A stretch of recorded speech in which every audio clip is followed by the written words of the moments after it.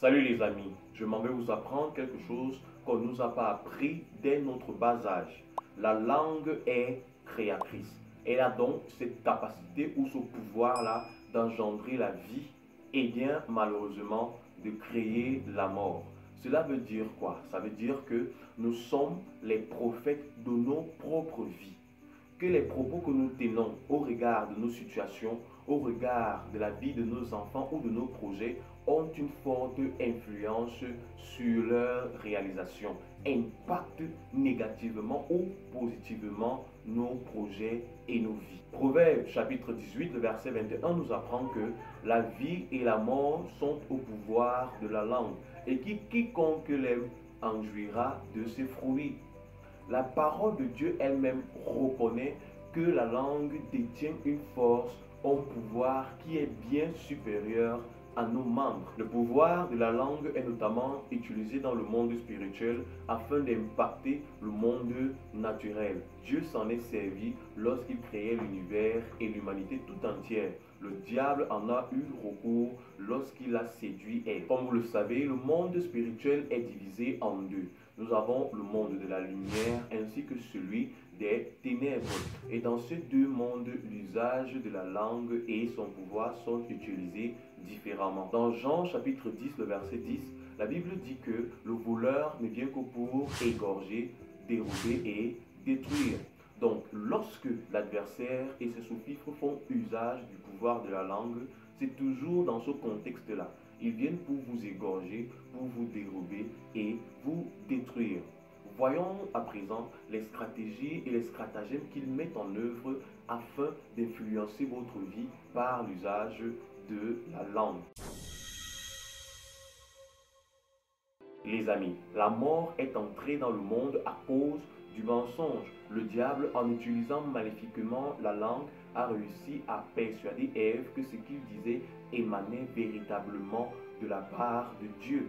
Dans Jean chapitre 8, verset 44, la Bible nous dit que le diable est le menteur. Il est le père du mensonge parce qu'il a menti dès le commencement. Il a donc tordu les Écritures afin de soumettre l'humanité tout entière sous son charme et son autorité diabolique. Aujourd'hui encore, le diable utilise cette même stratégie qui consiste à mettre en cause la véracité de la parole de Dieu, y compris l'authenticité de la foi chrétienne. Les amis, il est donc question pour vous d'être mieux armés qu'auparavant. Lorsque les athées, lorsque les animistes, lorsque les kamites, lorsque les philosophes et les théoriciens de toutes les formes de philosophie se lèveront pour mettre en cause votre foi, retournons dans ce qui est écrit pour leur attester véritablement les raisons pour lesquelles nous croyons en notre Seigneur et Sauveur Jésus-Christ.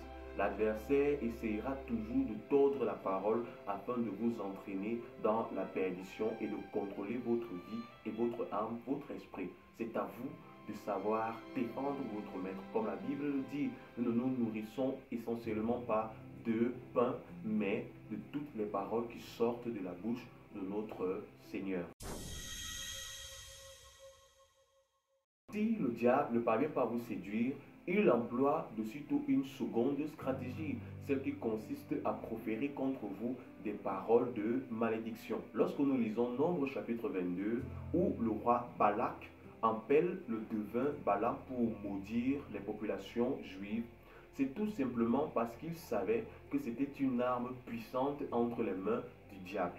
Lorsque nous lisons le même passage au verset 6, nous découvrons les raisons pour lesquelles le roi Balak s'est empressé à chercher un devin pour maudire le peuple de Dieu. La Bible nous dit ceci au verset 6. Le roi Balak savait que si les paroles proférées maléfiquement par Balaam contre le peuple juif touchaient leurs objectifs ou leurs cibles, il pourrait renverser ce peuple qui constituait pour lui une menace gênante. Mes frères, l'adversaire est au courant de ce que là où les paroles de malédiction prospèrent, là également prospère la mort. Là où on déclare des paroles de malédiction, des paroles d'échec, il n'y a pas de prospérité, il n'y a pas de vie, il n'y a pas d'assurance, il n'y a pas de force. Le diable le sait. Il est temps pour vous que vous le sachiez également. Pour vous anéantir, Le diable a besoin de recourir aux paroles malignes parce qu'il sait qu'elles sont extrêmement profondes pour entamer en vous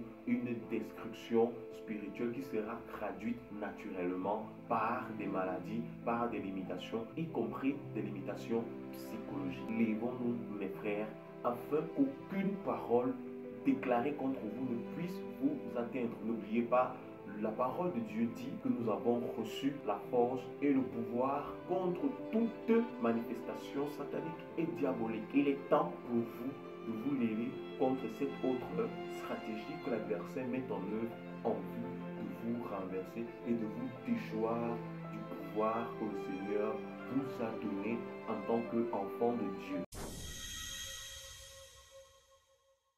Mes bien-aimés, si le diable ne parvient pas à vous avoir par des séductions, par des proférations maléfiques, il essaiera la carte des alliances verbales. Il y a de nombreuses personnes dont la vie est totalement en lambeaux aujourd'hui. Et dans le plus profond de leur désarroi, elles ne cessent d'accuser leurs parents, leurs grands-parents, leurs amis et leurs frères, oubliant tout simplement qu'elles sont en train de vivre les résultats négatifs des paroles d'alliance qu'elles ont eu à passer inconsciemment et même consciemment avec des personnes ou des entités dont elles ignoraient les origines spirituelles. Mais bien aimés, quelles sont ces alliances conscientes et inconscientes que vous avez scellées verbalement avec des personnes ou des individus dont vous ignoriez les identités spirituelles? Étiez-vous au courant de l'identité spirituelle de celui ou de celle à qui vous avez dit « Je t'aimerai pour toujours. Si tu meurs, je mourrai avec toi. Mon corps, mon âme, mon esprit t'appartiennent. Fais de moi ce que tu veux. Peu importe ce que tu décideras, je serai toujours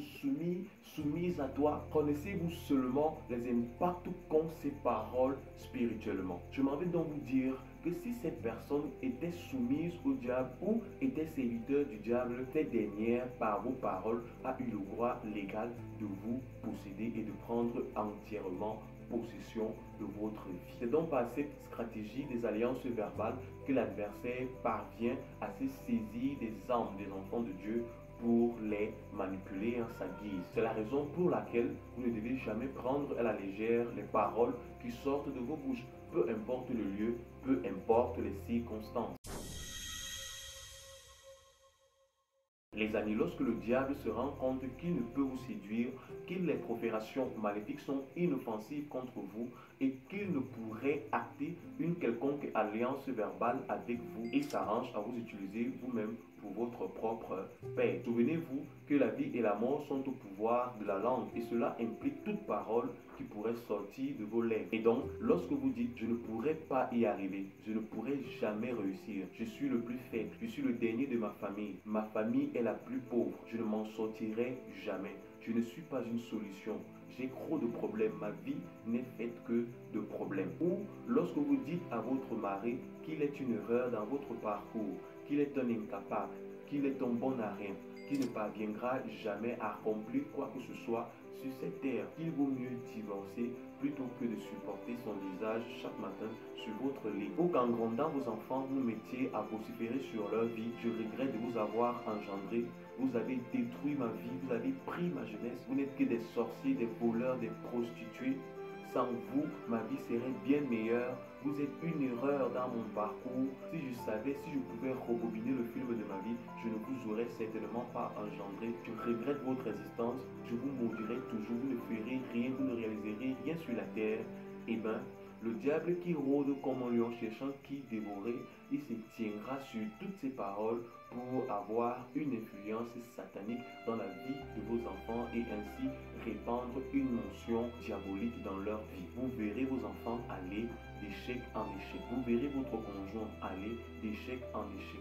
Vous verrez vos projets aller d'échec en échec, de malheur en malheur parce que le diable s'est tenu sur tout ce qui est sorti de vos lèvres pour tenir votre vie en laisse et la contrôler entièrement. Les amis, c'est donc là l'ensemble des stratégies que l'adversaire utilise pour posséder, détruire les vies des gens.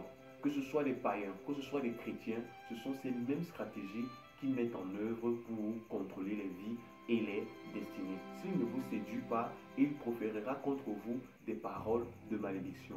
Si elles n'ont pas d'effet, il essaiera d'établir contre vous une alliance verbale. Si là, ça ne marche pas, il passera par le dos destruction. Donc, se servira de vous contre votre propre vie ou contre les personnes que vous chérissez tant. Si la parole de Dieu nous met en garde contre le mauvais usage de la langue, elle nous rappelle également ce qui est réservé à tous ceux qui savent s'en servir. Voyons à présent comment vous pouvez utiliser votre langue. Et je préfère vous le dire, la liste est très loin d'être exhaustive en tant qu'enfant de Dieu. Pour commencer, la Bible nous demande de ne pas maudire ce qui nous maudissent, mais de bénir, selon Romains chapitre 12, le verset 14.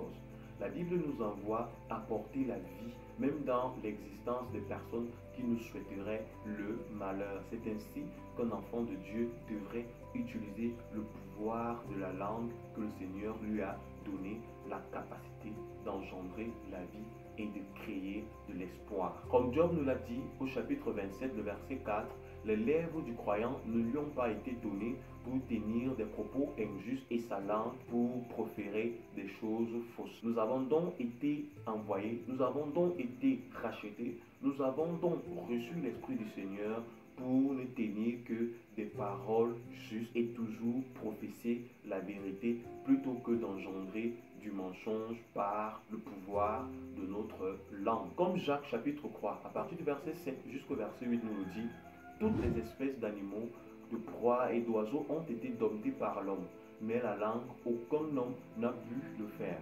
Vous voyez et convenez avec moi qu'il est plus qu'urgent que chacun de nous se soumette au Seigneur afin qu'il nous donne la capacité de dompter et de domestiquer notre langue par le biais de son esprit en nous.